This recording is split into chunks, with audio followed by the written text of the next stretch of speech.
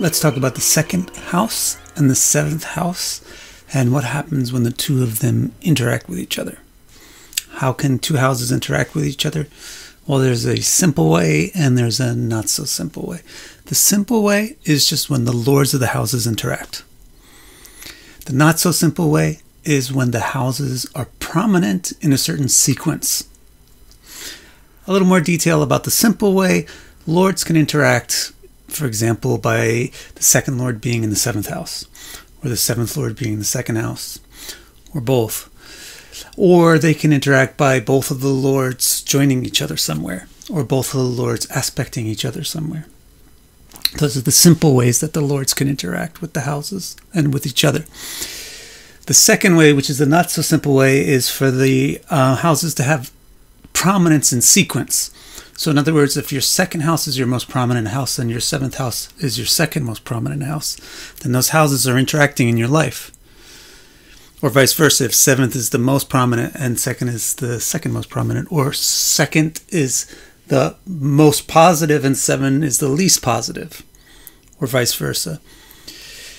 So this way is a little bit less simple. It's more difficult to figure out just on your own by glancing at your chart. You need to calculate the prominence and the positivity of the houses. In order to help you with that, I have a special report dedicated to that. It's on my website at victorcara.com/H. It's called the Houses of Life Report, and one of the main things that's in it is a sequence of houses from most prominent to least prominent and most positive to least positive. So using that code, you'll know your sequence. You'll know if you have 2 and 7 interacting with each other, even if you don't have the lords interacting with each other. Now that that introduction is out of the way, let's talk first about the second house and the seventh house, and then after we understand what these houses are, let's talk about how to interpret their interactions. Beginning with the second house, it is actually the area of the sky that's just below the eastern horizon. So it signifies everything that supports or upholds whatever the eastern horizon represents. Since the eastern horizon is the sunrise, it represents the beginning of things and the visibility of things. So the second house basically is pro-visibility and pro-beginning. Pro-beginning means like before you build a house, you build the foundation and you level the ground. That's pro-beginning. That's really the key element of the second house, is foundations. The foundation of a building provides the building its stability. So this is a key element of the second house, is the person's stability. 3 key things that provide foundations and stability to a person. First of all, the first one is family. The family is literally the foundation from which you spring up. The family also gives you your basic structure in life and provides your stability. It's not just biological family that the second house represents, but all of the people that give you foundation in life, that support you and give you stability.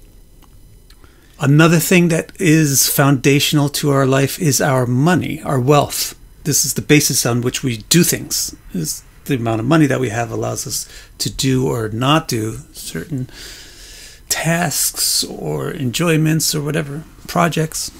So wealth is another key asset or key signification of the second house. And the third thing, which is pro-beginning or another example of foundations, is your health. Health is like wealth. It's the wealth for the body. So you can't really do activities unless you have energy and are not sick. On the other column, the second house represents things which enhance visibility or bring things into visibility, make things known. So it's the house of knowledge. It has a lot to do with learning and information.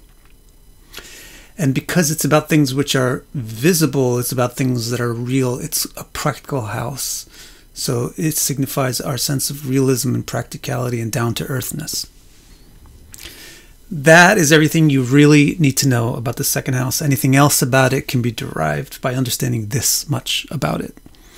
Now let's take a look at the seventh house.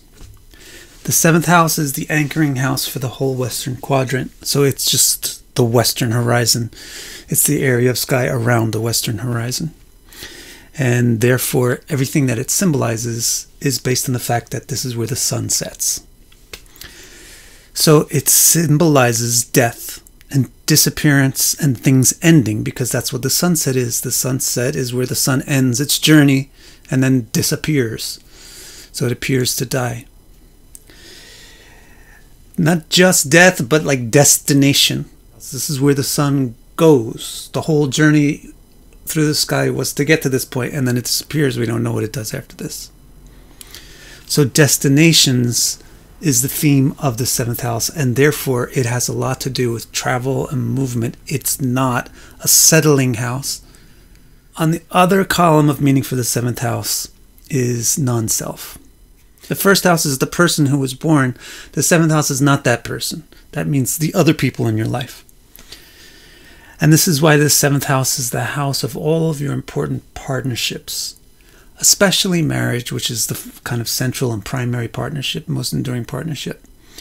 But not just marriage. All of the contracts and agreements and teams and partnerships that you have are signified by the seventh house. Hence, it's the house of cooperation, being able to interact with others. And hence, it's actually a very interactive house. Shows how well we interact, not just with people even, but even with other interfaces. Since it's the house of interaction, it's also a commercial or a tradey or a mercantile house, because trade is interaction with money. So the seventh house is also a house for trading and exchanging and doing commerce. So now you really clearly can grasp the basics, not just basics, like the fundamentals of what the second house represents and what the seventh house represents. Now we're equipped to talk about how we will make sense of interaction between them. What you'll do, as you do with everything in astrology, is you look for where the two factors involved are talking about the same thing, and then you assess if they're talking about it in the same way or in contradictory ways. So for example, the second house is the house of foundation, stability, right? But the seventh house is the destinations and movement. So they're talking about the same thing, which is moving or standing still, being steady or being unsteady, but they're talking about it in contradictory ways. The seventh house is talking about it as movement, and the second house is talking about it as stability. So we identify this as what we call a clash in symbolism. Clash in symbolism is interpreted as difficult outcomes. So when the second and seventh houses are interacting with each other, you get natives who have proliferative natures, multiplicative natures. They multiply things, they proliferate things. They are not likely Spartan, and they're not likely minimalist, and they're not likely reductionist. They're likely just the opposite. Now, a note that I want to make here is that the second and seventh house are one of the pairs of houses where it makes a difference, a significant difference, which direction you're going. To take the seventh lord and put it in the second house is actually much nicer than taking the second lord and put it in the seventh house.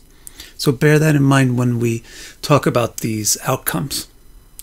You'll get much nicer versions of them, much less disruptive versions of them when it's the seventh going to the second, or the seventh being supported by the second. Like seventh is first in your house code and second is second. Why is this? Why is it this different? I can explain it to you in a phrase, just using this bit of information that we already have. The second house represents stability, the seventh house represents movement. So if you take the seventh lord and bring it to the second house, what you've done is stabilized the moving tendency, which is more productive than being unstable, right? You're stabilizing the unstable thing.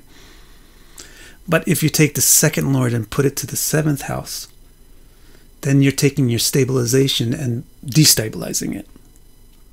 So when interpreting interactions between 7 and 2, we want 7 to submit to 2, not 2 to submit to 7. Bear that in mind for everything that we talk about. We're going to talk about 3 other facets here. The next thing to talk about is that the second house represents family and the seventh house represents partnerships. So this is good. Here's an example where the two houses are talking about the same thing and in the same way. The second house likes family, and the seventh house likes marriage. Second house is friends, seventh house is partnerships. So that works out good. Keep it in the context of what we just mentioned, that they're proliferative people.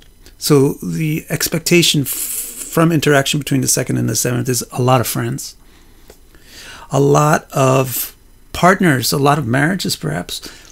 You could have many romantic partners. It doesn't mean you're cheating on one to have another, but it could mean. But the basic phraseology that you need to bear in mind with the second and seventh house working together is a lot of friends, a lot of lovers. And the loving and the friends is pretty good. It's pretty enjoyable. Now, another thing about the second and seventh house is that the second is the house of wealth, and the seventh is very good with commerce, trade. It's the house of exchange. So that's another case where the two things are talking about the same thing in the same way, so we expect good results. So we expect profit and good business. So in other words, there's going to be many friends and multiplicity. The people are interested in making money. They're going to be profiting from their relationships. They're going to be good in business because they have a proliferative attitude. And finally, the second is the house of health, but the seventh is the house of death. So this is a clash. They're talking about the same thing basically, which is lifespan, but one is talking about the end of it and the other is talking about the sustenance of it. So what you expect here is unsteady health. Basically, the nature of 2 and 7 is unsteady. So when you're going to have difficult health also because there's health versus death. And the specific flavor of the difficult health will be unsteady. Sometimes it will be strong. Sometimes it will be lacking. All right, I hope you enjoyed and learned a lot from that description, not just of how the second and seventh lords interact, which is a little bit advanced, but also of the more fundamental topic of what is the second house and what is the seventh house.